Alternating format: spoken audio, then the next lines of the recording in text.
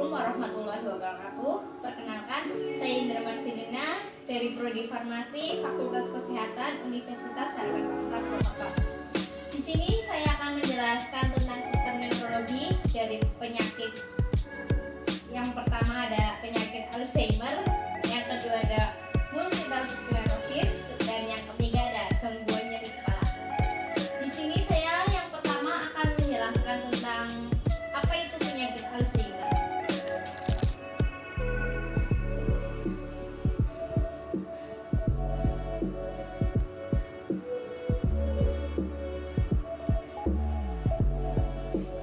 Yang pertama saya akan menjelaskan tentang definisi Alzheimer. Ada yang tahu itu apa penyakit Alzheimer? Mari kita coba.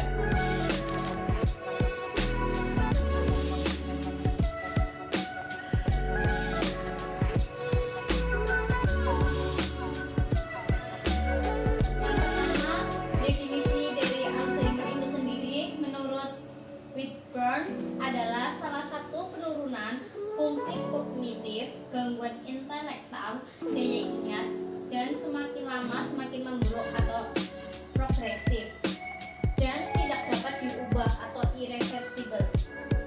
Kemudian pada etiologi penyakit Alzheimer itu sendiri, yang pertama itu usia, dan yang kedua genetik, ketiga jenis kelamin, yang keempat pendidikan, dan yang kelima trauma kepala. Selanjutnya pada patogenesis Alzheimer itu terdiri dari 4 faktor. Yang pertama karena faktor genetik, dan yang kedua faktor infeksi, yang ketiga faktor lingkungan, yang keempat itu faktor imunologis.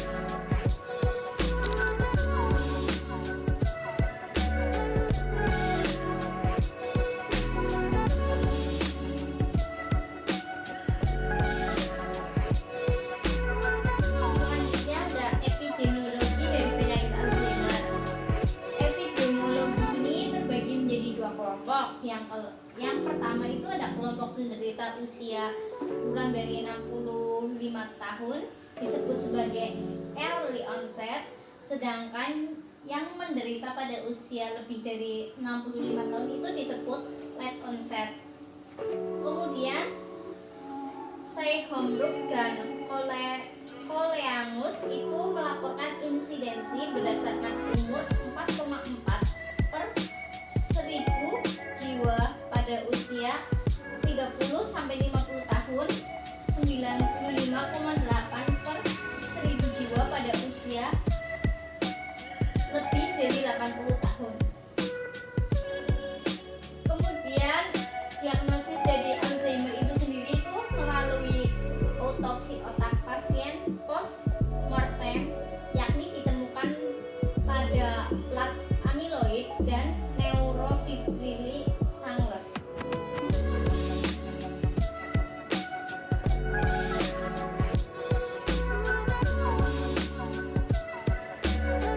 Selanjutnya patofisiologi dari penyakit Alzheimer itu didasari oleh gangguan pada sistem pemeliharaan sel saraf, yakni pada proses komunikasi, metabolisme, dan perbaikan sel saraf yang menyebabkan degenerasi sel saraf itu sendiri.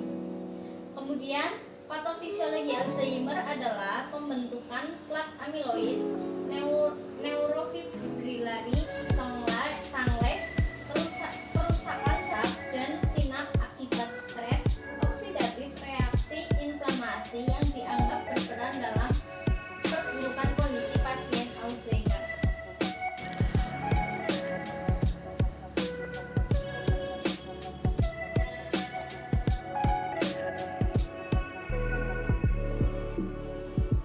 Dia terapi farmakologinya itu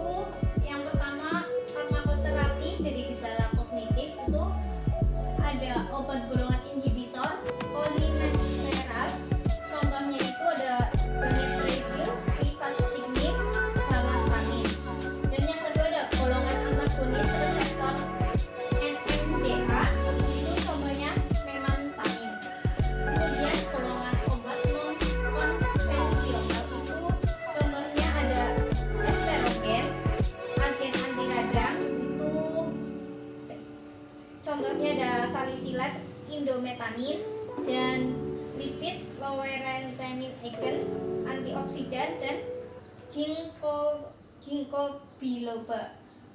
Kemudian farmakoterapi gejala non kognitif itu ada 4. Yang pertama inhibitor kolinesterase dan memantinin, itu contohnya donepezil, rivastigmine, memantinin.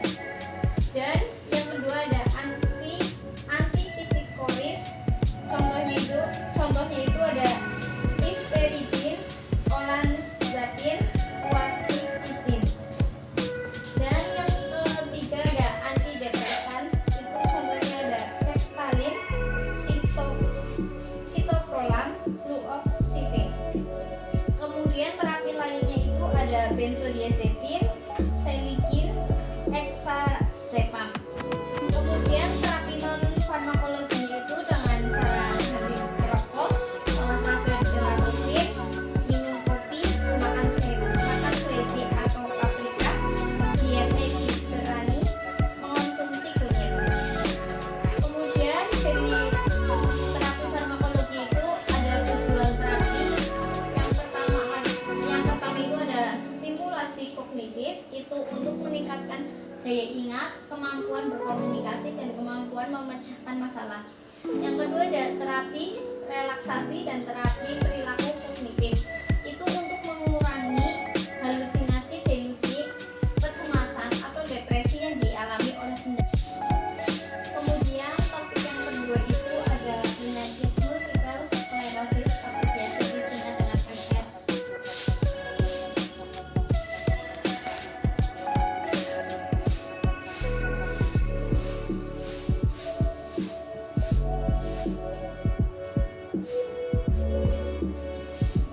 Yang pertama itu ada pengertian dari definisi. Teman-teman tahu nggak sih apa itu penyakit multiple sclerosis atau biasa disebut dengan MS?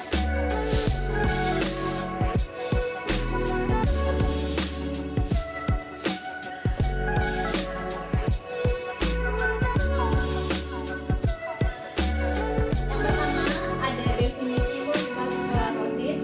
Ini merupakan keadaan kronis penyakit degeneratif dikarakteristikkan oleh adanya bercak kecil pada otak dan medula spinalis.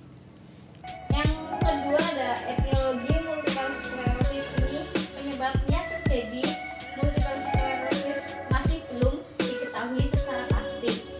Namun para ilmuwan ini memperkirakan bahwa terdapat beberapa faktor penyebab terjadinya multiple sclerosis.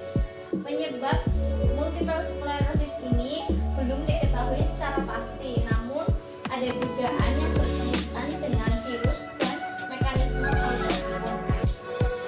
Yang selanjutnya pemeriksaan diagnosisnya itu yang pertama dengan pemeriksaan elektroforesis terhadap CSF, yang kedua ada pemeriksaan potensial hembusan, yang ketiga dengan CT scan, yang keempat dengan pemeriksaan urodinamik untuk mengetahui disfungsi kandungan kemih, dan yang kelima dengan MRI untuk memperlihatkan plak-plak kecil dan mengevaluasi jalannya efek dan penyakit tersebut.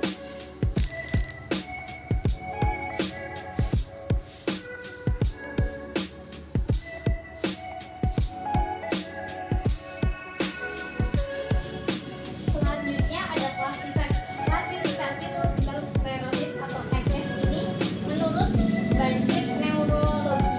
Yang pertama ada relapsing remitting sclerosis multiple, dan yang kedua ada primary progressive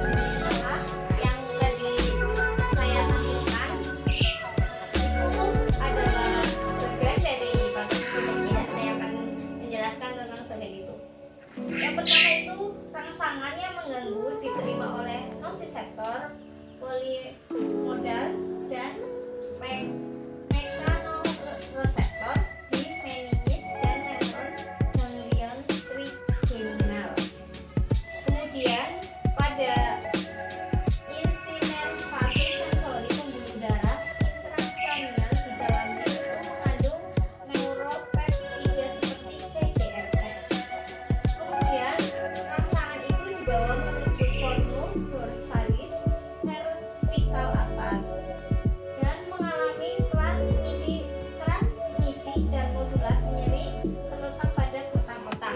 Kemudian hipotalamus dan sistem limbik memberikan respons perilaku dan emosional terhadap nyeri.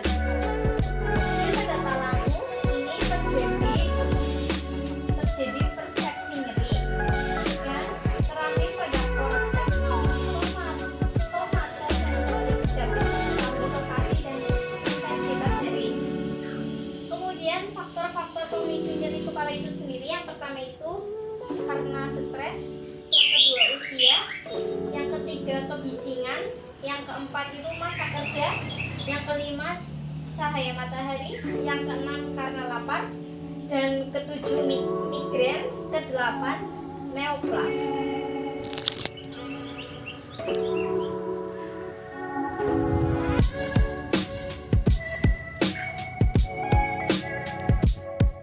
Selanjutnya, epidemiologi nyeri kepala itu di Amerika dalam 1 tahun lebih dari 70% penduduknya pernah mengalami nyeri kepala, lebih dari 5% mencari atau mengusahakan pengobatan, tetapi hanya lebih dari 10% yang datang ke dokter atau rumah sakit khusus untuk keluhan nyeri kepalanya.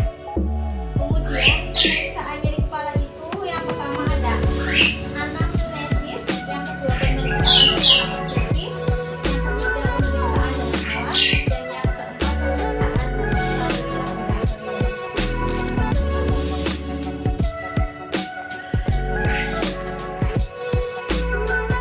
Dosis nyeri kepala itu sendiri biasanya cukup dilakukan dari anamnesis dan pemeriksaan fisik apabila dicurigai adanya penyebab di sistem saraf pusat tersebut.